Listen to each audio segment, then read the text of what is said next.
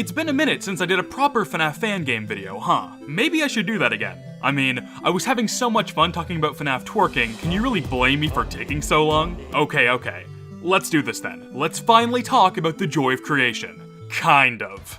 A few months ago, I took a look at Those Nights at Rachel's by Nixon. It was a pretty interesting game, being made completely in 3D, unlike a majority of other FNAF fan games, especially those coming out around that time. It was also interesting, however, for being a predecessor to one of the most popular FNAF fan games ever made, the Joy of Creation Story Mode. To get anybody out of the loop fully caught up on the cinematic universe lore, I have never played the Joy of Creation story mode. For the longest time, my actual toaster of a computer could only dream of running a game like that. And even when I finally did get a good enough PC to play it, I was just too busy with other projects to sit down and give it the time of day. However, with the creation of that Those Nights at Rachel's video, I decided to change that. I wanted to finally play story mode. However, before I could get there, I needed to look back at Nixon's prior work, to fully understand where he came from and how much he's improved over time. So that's where we left off last time. How much progress have I made getting around to finally playing story mode? Not much! So screw it. Let's get some more progress done today. This will be my final The Joy of Creation related video before making one on story mode. So strap in everybody, because today, we're talking about the dark age of The Joy of Creation.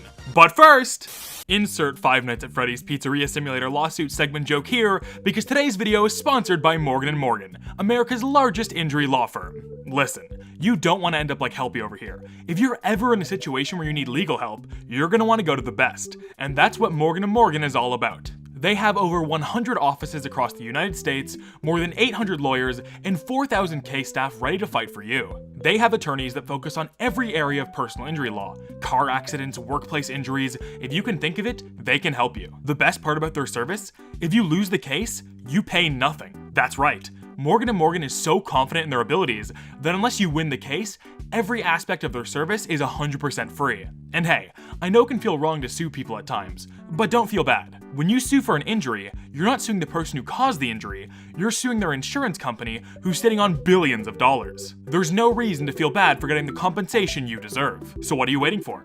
Head on down to the description and check out Morgan & Morgan today. Thank you to Morgan & Morgan for sponsoring today's video. Okay, so what do I even mean by the dark age of the Joy of Creation? Well, if you hear anybody talk about the Joy of Creation these days, 9 times out of 10, they're probably talking about story mode. It's easily one of the most popular FNAF fan projects ever made, with hundreds of millions of combined YouTube views across thousands of channels. It's also kind of the only full game from the entire Joy of Creation series. So obviously, we're not talking about story mode today. No. Instead, we're going to be taking a look at the 3 games that Nixon released under the Joy of Creation label before story mode. While all 3 of these games are still relatively popular on YouTube, or at least they were, it's rare you'll hear anyone talk about these games nowadays. But is that for good reason? These 3 games are pretty old at this point. Have any of them held up at all? Well, allow me to go through each entry in this dark era and break down what makes them great or complete shit. Yeah, there are definitely some stinkers in here, but we'll get to them when we get to them. Let's quickly go through each of the games on the menu for today. First, we have the original The Joy of Creation. This game is not free roam and is more similar to Those Nights at Rachel's, being a traditional FNAF game just done in 3D. Next up is The Joy of Creation Reborn. This is a complete overhaul of the original game that takes pretty much nothing from the original, minus the basic concepts and characters. This game is fully free roam and features 4 different challenges to go through. And finally, we have The Joy of Creation Halloween Edition. This is a short, one night take on a free roam version of FNAF 3. It takes the basic gameplay ideas seen in Reborn and tries to do some new things with them. Are the changes good? Are any of these good? Let's find out. Welcome to the dark age of The Joy of Creation. Booting into the original Joy of Creation for the first time was actually such an odd and surreal experience. This game, regardless of its quality, is such an important piece of FNAF history at this point that I kinda just had to take it all in for a second. That immersion was immediately broken by the realization that this game feels like it's being held together by a single piece of duct tape that isn't sticky anymore, and it kind of keeps flipping up and down all the time. Listen, I get this game is super old at this point, but I swear to God, it felt like it was going to fall apart at any minute. It's hard to even describe exactly what I mean by this as well, but the fact that the game crashed every time I got jump scared is probably a good enough look into the instability of this demo. And yeah, I should stress that not only is this game super old, it's also a demo. A demo for a game that never even ended up happening really, but a demo nonetheless. This is easily the worst of the 3 games I'm going to talk about today, and it's not even a hard choice to make. But keep those things in mind while I talk about it. The title screen greets us with a couple different options, but in reality, you only have one option: survival mode. No clue what the actual full version of this game would have been. Whether it was just going to be the already existing night gameplay balance for 5 nights, or the free roam stuff found in later entries is beyond me. So, with no other options here, let's take a look at survival mode. The start of survival mode greets us with an incoming phone call from somebody. Not sure who they are, but it's made clear pretty early on that her name is Scott. Now, even though I haven't played story mode, I have heard bits and pieces of it thrown around the internet over the years. It's kinda hard to not know anything about this game, given how large it is. One of the very few things I have heard, however, is that the Scott you play as in these games is actually Scott Cawthon. Yes, that Scott Cawthon.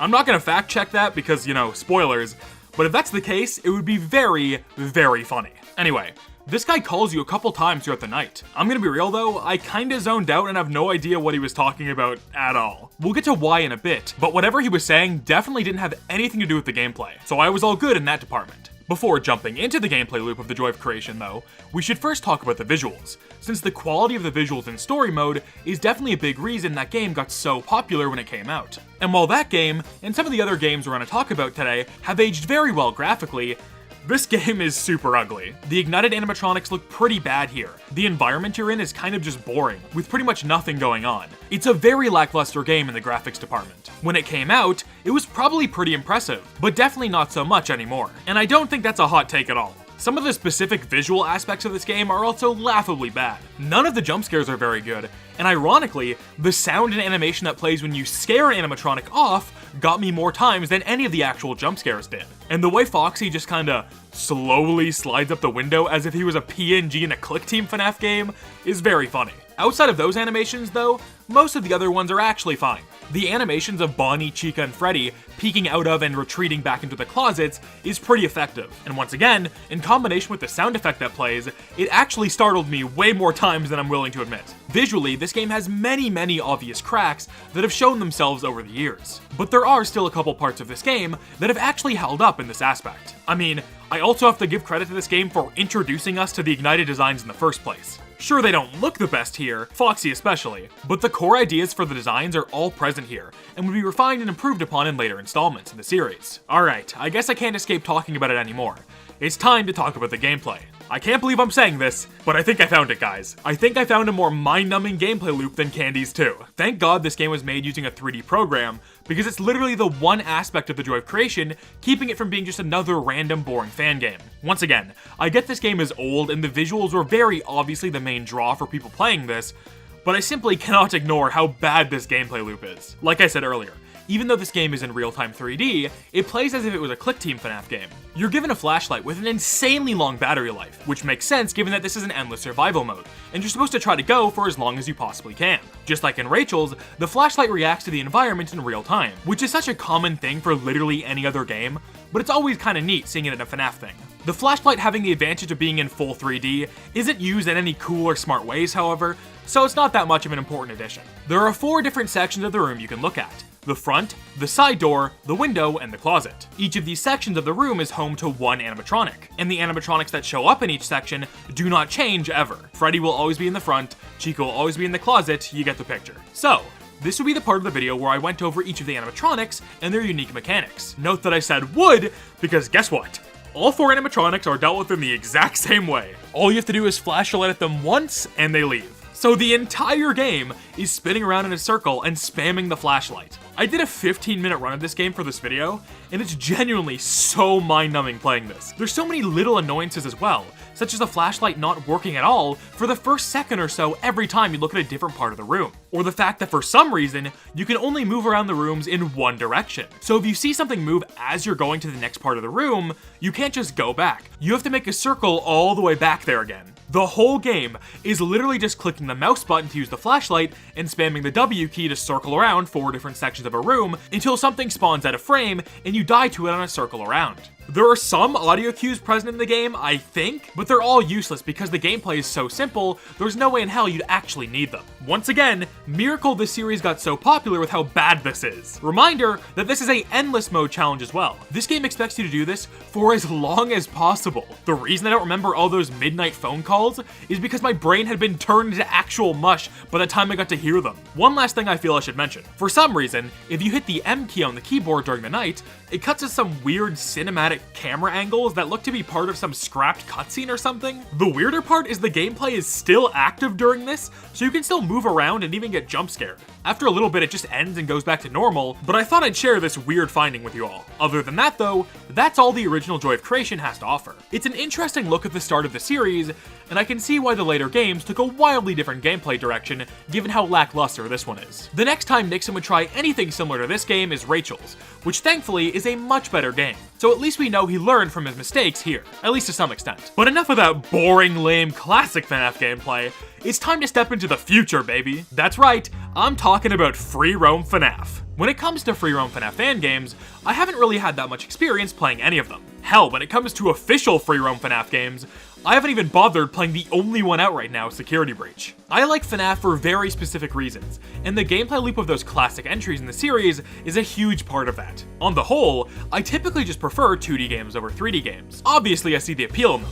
Some of my favorite games ever are 3D platformers after all, but I tend to find myself sticking to mostly playing 2D games, especially in my free time. This extends to my taste in FNAF fan games as well, so playing the Joy of Creation Reborn for the first time was a truly weird experience to me. It throws out pretty much everything that makes a FNAF game, well, a FNAF game, in favor of a completely new gameplay style that's actually more similar to Slender the 8 Pages than FNAF. Visually, this game is absolutely an improvement over the last game. The environments or models aren't insane or anything, but they're still very good. I think the basement and forest locations are a little boring and uninspired, but the house and attic both look really good, and work super well as maps to run around in. Neither of them are huge, but still feel big enough to get lost in without being too daunting. Given that this is a free roam 3D game now, the Ignited animatronics have been given a whole slew of new animations and a complete touch-up.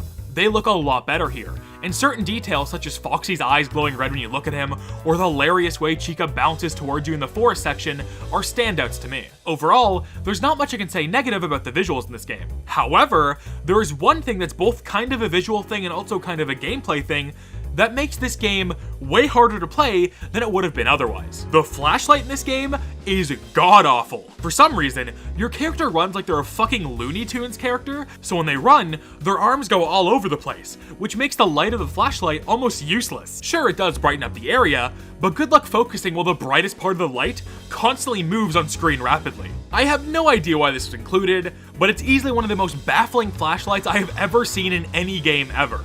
Anyway, enough about the visuals. Gameplay. This game has 4 different challenges you can take on. One for Freddy, one for Bonnie, one for Chica, and one for Foxy. Each of the challenges have pretty much the same gameplay, but all of them take that gameplay and put a new twist on it. These twists include the environments you run around in, and the way the animatronics act. So without further delay, let's take a look at Freddy's challenge. Freddy's challenge has you running around in a house looking for 5 different items. Once you collect all 5 items, you win. Pretty simple in concept, but everything around it kind of just falls apart the more you play it. For starters, this game has no stealth mechanics whatsoever. The game was actually completely designed around this, since the run never runs out, and you can just have it held down the entire game. What the game expects you to do is just run around the house like an idiot until you either lose or find all 5 items. If you need any more proof this game was designed to be like this, there's a 1-minute timer at the top of the screen, and if you don't find all 5 objects within that minute, you lose the entire challenge. I really do not like this gameplay loop. It feels so bare bones, and almost luck-based at times. All the items you have to collect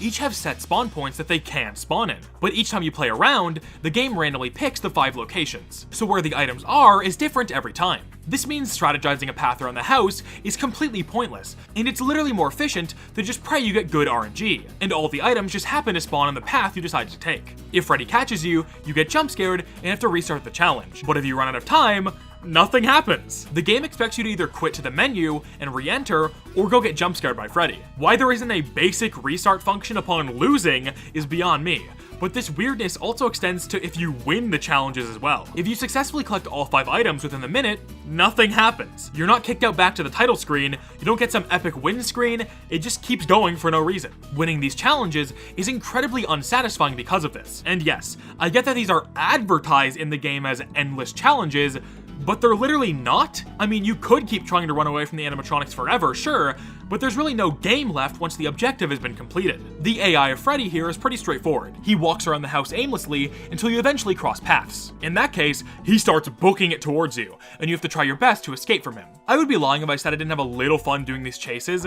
but they do kind of just become the entire gameplay at some point, and having some stealth in there really would have made this game more enjoyable. Here's what I would personally do to fix the gameplay. For one, remove the time limit. I feel like having a time limit only adds inflated difficulty to a game that's already not super easy. And while the time limit isn't a huge deal in this challenge specifically, there's one challenge in particular we'll talk about later that is heavily hindered by its inclusion. Once the timer is gone, I would add some stealth mechanics to the game. Having it so crouching down in a corner of a room while not moving could help you survive from Freddy without initiating a whole chase sequence. Obviously, it would have to be balanced to not be super broken, but the inclusion would add so much depth to the gameplay. Finally, I think having the locations of the items be something that doesn't change would make the game way more fun to route out. It helps create a sense of progression for the player as they slowly build up a mental map of where they need to go and what they need to do. Maybe having more items to pick up, or spacing them out more, would help with the argument that doing this would maybe make the game too easy. But I think it's a pretty clear improvement. In fact, the final game we're going to talk about in this video kind of does this, so clearly Nixon thought it was a better idea as well.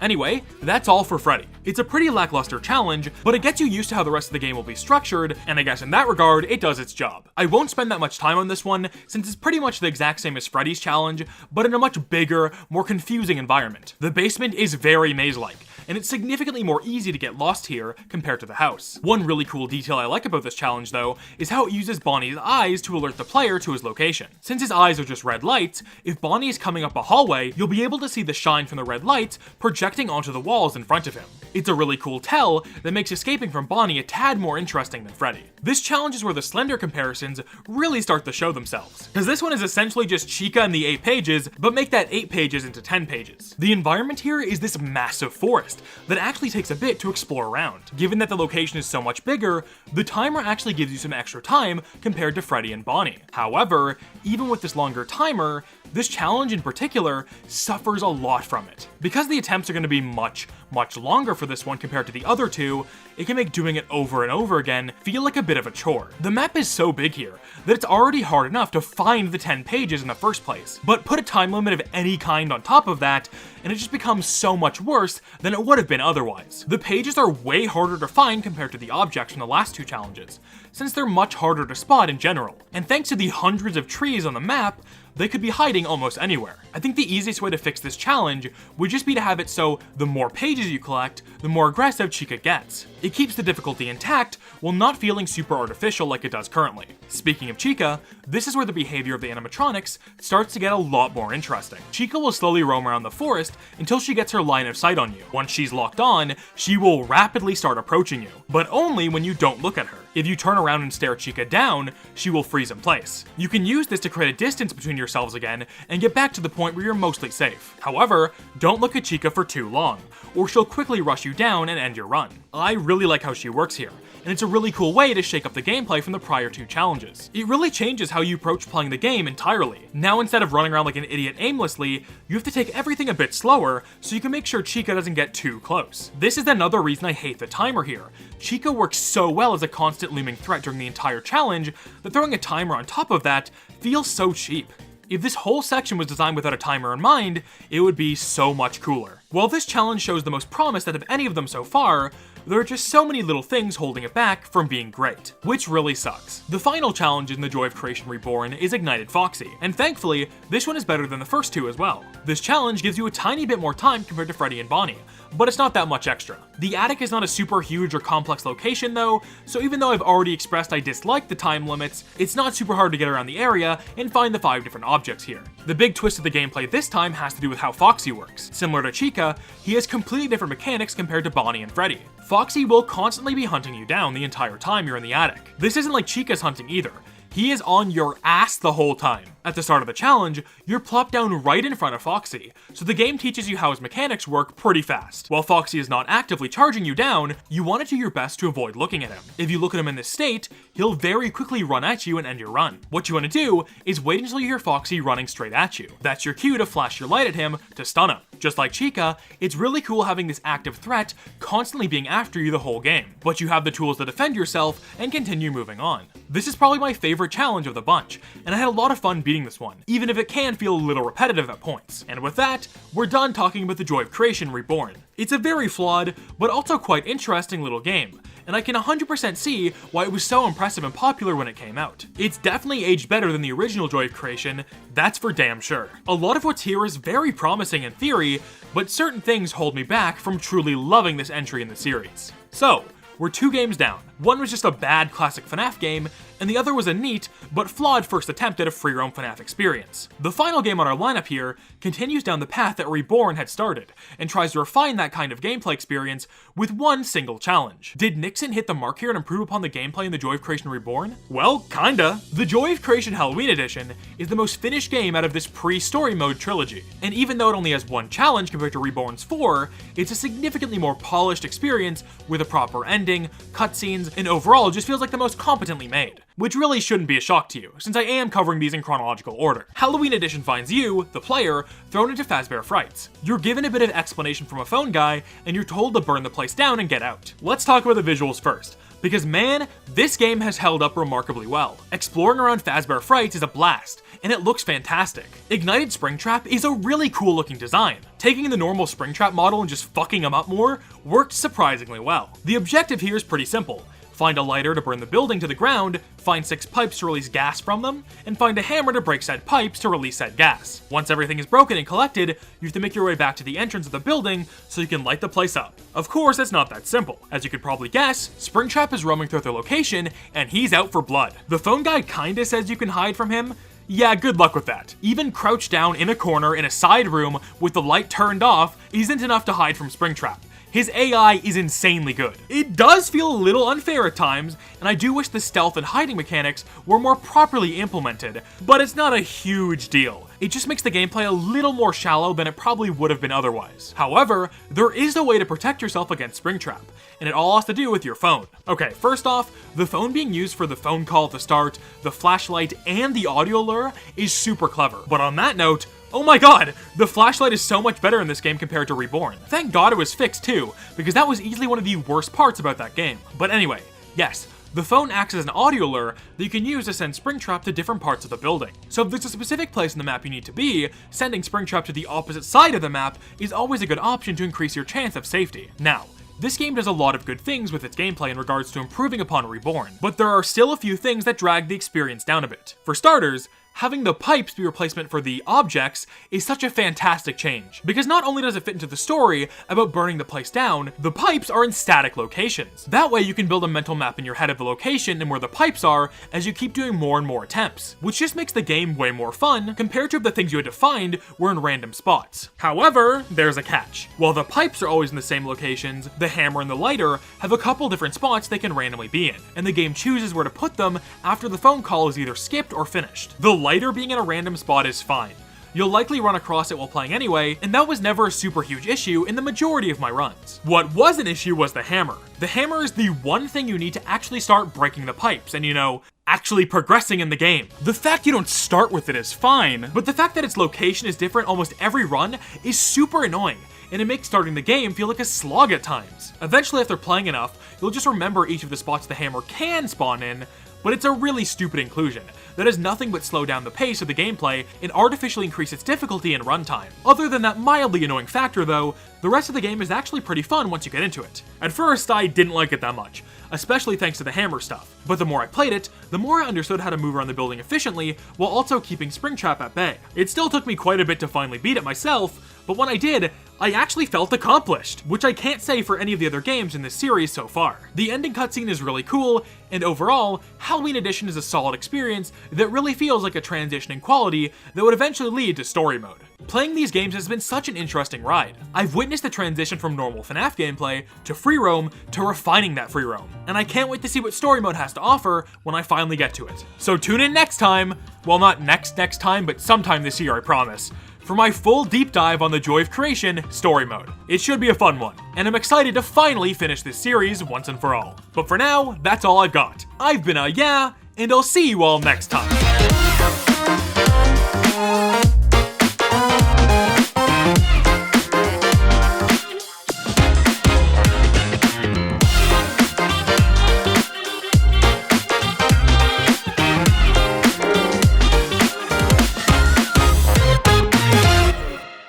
Kidding me?